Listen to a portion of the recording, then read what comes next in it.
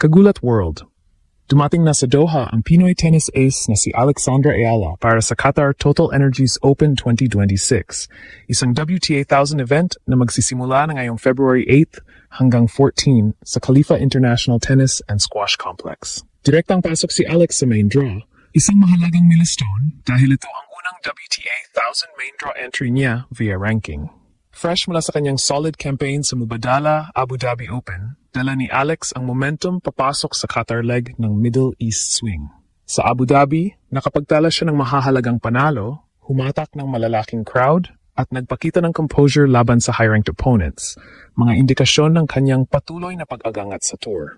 Sa kasalukuyan, si Alex ay nasa career high world number 38, 45 range, sapat upang makapasok sa main draw matapos ang isang withdrawal sa field. Pagdating sa Doha, naging viral agad ang arrival ni Alex matapos magbahagi ng larawan na may flowers, simbolo ng bagong yugto at mainit na pagtanggap. Mabilis ding nagparamdam ang suporta mula sa Filipino community sa Qatar habang tumataas ang anticipation online at sa venue para sa kanyang unang laban. Ayon sa tournament bracket, magsisimula si Ayala sa round of 64 kontra sa isang qualifier. Ang Qatar Total Energies Open 2026 ay isa sa pinakamabigat na stop sa WTA calendar. Tampok ang elite field na kinabibilangan ni Iga Swiatek, number 1 seed, Coco Gauff, Elena Rybakina, Amanda Anisimova at iba pang top contenders. Posibleng landas ni Alex ang round 32 matchup laban sa isang seeded player tulad ni Karolina Muchova. Habang ang mas malalim na run ay maaring maghatid sa kanya sa mga laban kontra Anisimova o Elina Svitolina. Sa strategic standpoint, malaki ang nakataya para kay Alex. Ang WTA 1000 points ay critical sa patuloy na pag-angat ng kanyang ranking, pati na rin sa paghubog ng kanyang laro laban sa pinakamahusay sa mundo. Ang kanyang recent form, lalo na ang kakayahang humawak ng pressure at bumangon mula sa tough losses, ay nagbibigay ng positibong senyales para sa isang competitive run sa Doha. Scheduled watch, February 8th, main draw begins, inaahang unang laban ni Alex sa R64 kontra qualifier. February 14th, finals day, target ni Alex ang palawigin ang 2026 momentum. Habang nagsisimula ang torneo, tutok ang mga Pilipino sa bawat rally. Makakapag-deliver ba si Alex ng upset sa isang killer draw? Abangan ang mga susunod na updates mula Doha habang patuloy niyang dinadala ang bandila ng Pilipinas sa global tennis stage. Opisyal nang dumating sa Doha ang Filipina tennis star na si Alexandra Ayala bilang bahagi ng kanyang paghahanda para sa Qatar Total Energies Open 2026, isang WTA 1000 tournament na magsisimula ngayong February 8 sa Khalifa International Tennis and Squash Complex. Ang pagdating ni Ayala ay agad na naging usap-usapan matapos kumalat online ang kanyang arrival photos. Hudyat ng kanyang main draw entry sa isa sa pinakamabibigat na torneo sa WTA calendar. Ang Qatar Open ay tumatakbo mula February 8 hanggang 14 at tampok ang ilan sa pinakamalalakas na pangalan sa women's tennis, kabilang sina Iga Swiatek, Coco Gauff, Elena Rybakina at Amanda Anisimova. Para kay Ayala, ang torneo ay may espesyal na bigat dahil ito ang unang pagkataon na direktang papasok siya sa WTA 1000 main draw gamit ang kanyang ranking. Isang malinaw na indikasyon ng kanyang pag-angat sa professional tour. Dala ni Alex ang kumpiyansa mula sa kanyang kamakailang kampanya sa Mubadala Abu Dhabi Open, kung saan nagpakita siya ng solid form, composure sa pressure situations, at kakayahang makipagsabayan sa higher-ranked opponents. Kahit natapos ang kanyang run doon, malinaw na ang performance ay nagsilbing momentum builder papunta sa Doha. Sa kasalukuyan, si Alex Ayala ay nasa career high world number 38, 45 range, sapat upang makapasok sa main draw matapos ang isang withdrawal sa field. Paglapag pa lamang sa Qatar, ramdam na ang suporta para kay Ayala. Ang local na Filipino community sa Doha ay agad nagparamdam ng excitement, habang dumarami rin ang tennis fans na nakaabang sa kanyang unang laban. Ayon sa draw, magsisimula ang Filipina star sa round of 64 laban sa isang qualifier, isang chap na critical upang mapagtakda ng tono para sa buong torneo.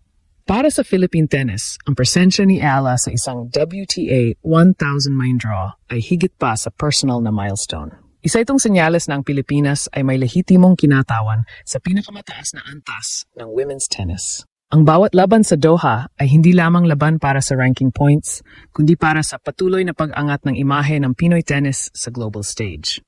At tatalakayin natin ang posibleng landas ni Alex sa draw, ang mga potensyal na kalaban sa susunod na rounds at kung paano maaring makaapekto ang Qatar Open sa kanyang long-term goals patungo sa Grand Slams. Habang nagsisimula ang Qatar Total Energies Open 2026, mas malinaw na ngayon ang posibleng landas ni Alexandra Ala sa isa sa pinakamabibigat na torneo ng taon. Bilang isang WTA 1000 event, ang Doha Draw ay puno ng elite names at bawat round ay may katumbas na mataas na antas ng kompetisyon. Sa round of 64, nakataktang harapin ni Ala ang isang qualifier. Isang matchup na sa papel ay pabor sa Filipina star. Gayunpaman, sa antas ng WTA 1000, kilala ang qualifiers bilang mga manlalarong may momentum at match fitness mula sa qualifying rounds. Para kay Ala, magiging mahalaga ang maagang control ng rallies, solid service games, at composure sa crucial points upang makuha ang unang panalo at maiwasan ang mahabang laban. Kung makalusot sa unang round, posibleng harapin ni Alex sa round of 32 ang isang seeded player, kabilang ang pangalan ni Carolina Muchova, na lumilitaw bilang isa sa mga potensyal na kalaban depende sa draw progression. Ang ganitong matchup ay magsisilbing unang malaking sukatan ng kakayahan ni Alex laban sa established WTA stars sa hard court. Ang kanyang baseline consistency at court coverage ang magiging susi upang manatiling competitive laban sa mas bihasang kalaban. Sa mas malalim na bahagi ng draw, ang mga pangalan tulad nina Amanda Anisimova at Elina Svitolina ay posibleng humarang sa landas ni Alex kung magtutuloy-tuloy ang kanyang run. Ang bawat panalo sa yuktong ito ay may malaking implikasyon hindi lamang sa ranking points, kundi sa confidence at credibility ni Alex bilang lehitimong contender sa malalaking torneo. Mahalaga ring isaalang-alang ang konteksto ng Middle East swing. Ang sunod-sunod na torneo sa rehiyong ito ay sumusubok sa physical at mental endurance ng mga manlalaro. Sa kaso ni Alex, ang kanyang ipinakitang resilience sa Abu Dhabi, lalo na ang kakayahang bumangon matapos ang mahihirap na sets, ay positibong senyales na kaya niyang i-handle ang pressure ng stacked field sa Doha. Para sa Philippine tennis, bawat hakbang ni Ala sa Qatar Open ay may mas malawak na kahulugan. Ang isang upset o deep run sa WTA 1000 ay magpapalakas sa paniniwala na ang Pilipinas ay may atleta na kayang makipagsabayan sa global elite. Kasabay nito, tumataas din ang interes at suporta mula sa mga Pilipino sa abroad, lalo na sa Qatar, kung saan aktibong nakaabang ang Filipino community. Habang papalapit ang unang serve ni Alex sa Doha, malinaw ang tanong ng mga taga-subaybay. Makagawa ba siya ng statement win sa isa sa pinakamahirap na draws ng season?